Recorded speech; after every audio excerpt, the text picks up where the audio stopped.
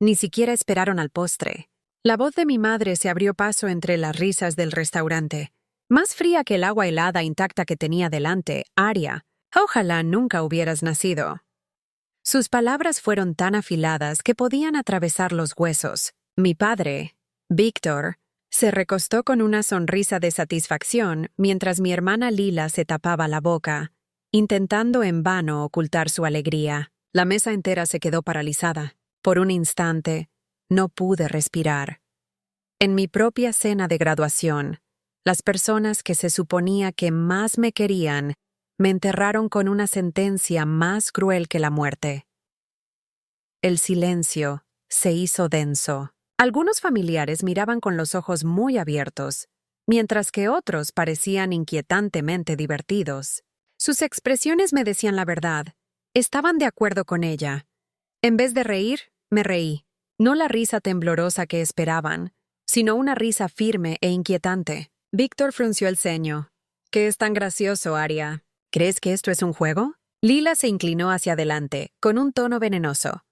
Eres una decepción. Sin carrera, sin futuro. Siempre serás nada.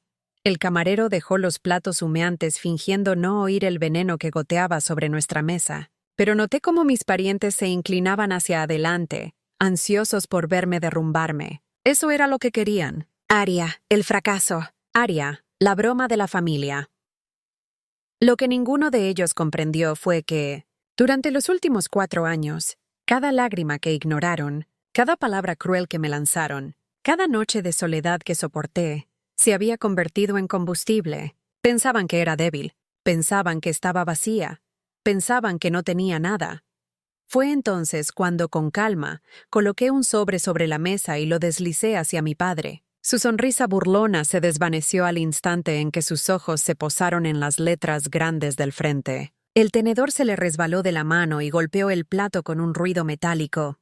¿Dónde o cómo conseguiste esto? Reclinándome hacia atrás, mantuve la voz uniforme.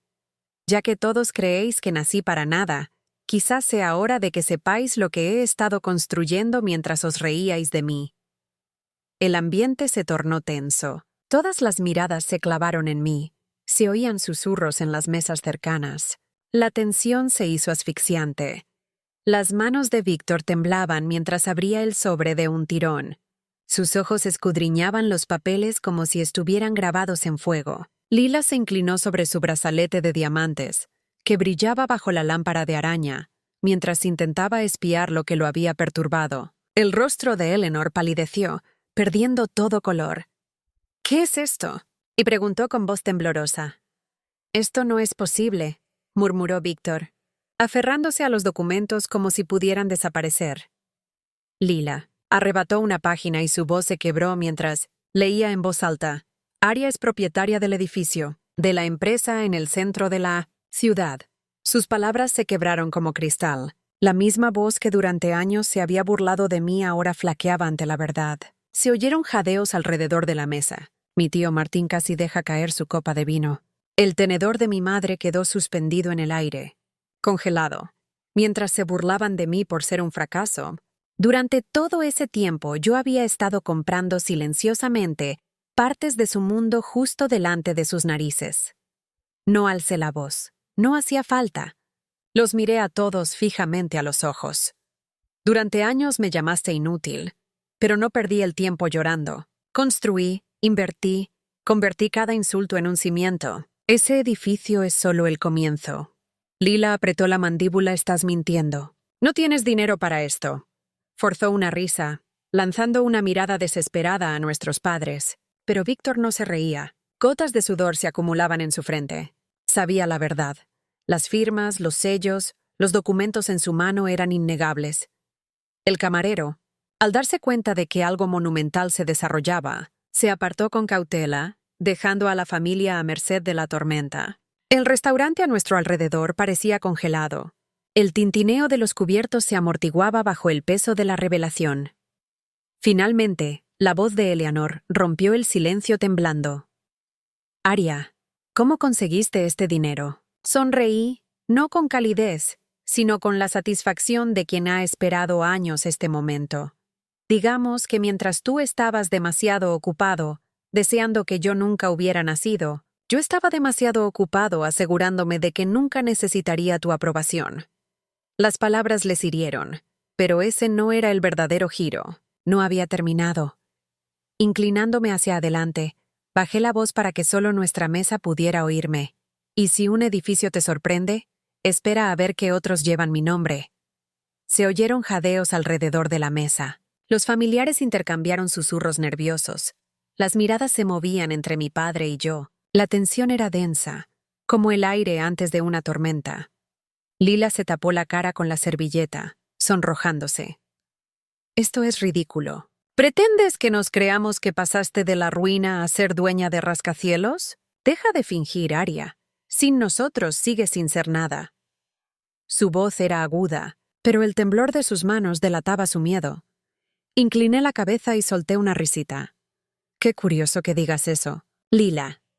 Mientras tú presumías de tus vacaciones en Instagram, yo cerraba tratos con inversores. ¿Te acuerdas de esa startup de la que te burlabas? ¿La que dijiste que nunca triunfaría? Esa es la empresa cuyas acciones financiaron todas mis propiedades. Su sonrisa burlona se hizo añicos al instante. El rostro de Víctor palideció. Sus labios se apretaron con fuerza, como si quisiera gritar. Pero las palabras se negaban a salir. Durante años me había llamado una carga, un error, una vergüenza. Ahora la verdad desmoronaba cada mentira que me había contado. Eleanor intentó recuperarse forzando una risa temblorosa. Aunque sea cierto, Aria, nunca asumirás la responsabilidad. El dinero no te convierte en familia. Volverás arrastrándote cuando fracases. Me incliné más cerca, mi voz tranquila pero firme. Volver a arrastrarse. No, mamá, eres tú quien tendrá que arrastrarse, porque algunas de las tiendas, alquileres y propiedades de las que esas palabras salieron de mi boca, el silencio cayó como un martillo. La esposa de mi tío Martin dejó caer su copa, derramando vino sobre el mantel blanco. Mis primos intercambiaron miradas atónitas. Lila abrió la boca, pero no le salieron las palabras. Saqué mi teléfono y lo deslicé sobre la mesa. En la pantalla brillante había un artículo de noticias que se publicaría a la mañana siguiente. El titular decía: se revela que la joven graduada Aria Collins es la inversionista privada que adquirió el imperio familiar local. Víctor arrebató el teléfono. Le temblaban las manos mientras sus ojos devoraban el artículo, cada frase hiriendo más profundamente su orgullo. Su imperio, su reputación, su legado, reducidos a un titular con mi nombre en negrita. Lila se puso de pie de un salto, haciendo que su silla chirriara contra el suelo. No puedes hacer esto. Papá, di algo. Pero Víctor permaneció en silencio, con la mandíbula apretada y la mirada perdida. Parecía un hombre viendo cómo su mundo se derrumbaba a cámara lenta. Me recliné en mi silla, tranquila y serena, dejando que el peso del momento los aplastara. Toda mi vida deseaste que nunca hubiera nacido. Quizás ese fue tu mayor error, porque ahora la hija a la que intentaste borrar del mapa es la que controla todo lo que creías que te pertenecía. En el restaurante parecía que había un silencio sepulcral. Incluso el lejano tintineo de los platos había cesado. A su alrededor, la gente miraba fijamente, presintiendo que acababan de presenciar la caída de una dinastía. El puño de Víctor golpeó repentinamente la mesa, haciendo tintinear los cubiertos y los vasos. «No entiendes lo que has hecho, Aria. Has destruido a esta familia». Su rostro ardía, las venas carmesí le sobresalían de las sienes. No me inmuté. Mi voz era firme. «No, padre. Destruiste esta familia en el momento en que decidiste que tu orgullo valía más que tu hija». Lila comenzó a dar vueltas, sus tacones resonando como martillos contra el suelo pulido. «Esto es una estafa. Falsificaste esos documentos. No hay manera de que seas más listo que todos nosotros». Se abalanzó sobre mi teléfono como si borrar el titular pudiera deshacer la realidad. Pero el camarero, ahora más valiente, intervino. Lo recogió con cuidado y lo volvió a colocar frente a mí. Incluso en sus ojos se reflejaba inquietud. Sabía que algo trascendental había cambiado. La voz de Eleanor se escuchó esta vez más suave, cargada de desesperación. «Aria, por favor. No entiendes cómo funcionan los negocios. Tu padre lo construyó todo desde cero. No puedes simplemente quitártelo. Sostuve su mirada. Mis palabras cortaban como cristal. Tienes razón, no solo se lo quité, lo estudié. Cada trato, cada debilidad, cada error de arrogancia. Y construí un plan para desmantelarlo todo, pieza por pieza. El ambiente en el restaurante se volvió más denso, como si las paredes mismas se cerraran. Los comensales cercanos observaban abiertamente, con una curiosidad incontenible. Las manos de Víctor temblaban mientras deslizaba los documentos de vuelta sobre la mesa. Esto no durará. Los inversores no te seguirán. El mundo no respetará a una niña que juega a los negocios. Sonreí lentamente, una sonrisa que extinguió hasta la última gota de su esperanza. Ya lo hacen. De hecho, la mitad de tu junta directiva firmó conmigo el mes pasado. Estaban hartos de que tu ego los arrastrara hacia abajo. Lila jadeó tapándose la boca, pero ya era demasiado tarde. La verdad se había extendido por sus rostros como la pólvora. Víctor parecía vacío, como si le hubieran arrancado el suelo de debajo de los pies. Los ojos de Eleanor se llenaron de lágrimas. No por mí, sino por el imperio que se le escapaba de las manos. Empujé mi silla hacia atrás y me erguí imponente sobre la familia que una vez deseó que yo nunca hubiera nacido. Durante años me trataste como si fuera desechable. Esta noche estás frente a frente con el dueño de todo lo que creías controlar. Y te prometo que esto es solo el comienzo. El silencio que siguió fue ensordecedor. Justo cuando me giré para irme, la voz de Víctor se quebró, desesperada y rota.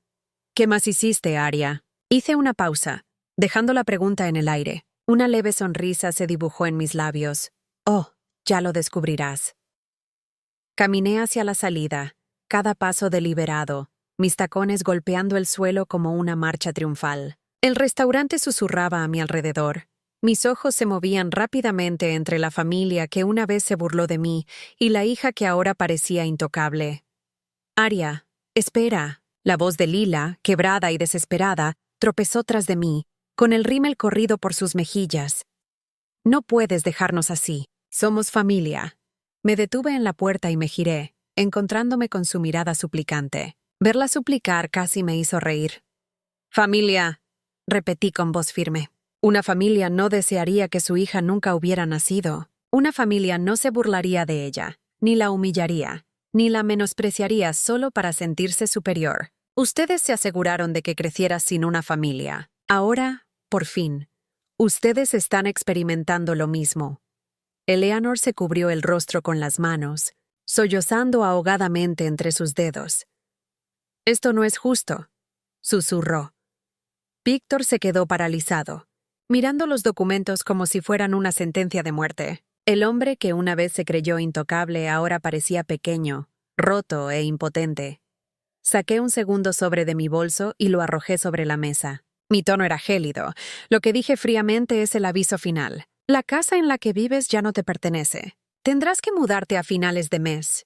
Se oyeron exclamaciones de asombro al otro lado de la mesa. Lila negó con la cabeza violentamente, con la incredulidad reflejada en su rostro. No, no lo harías.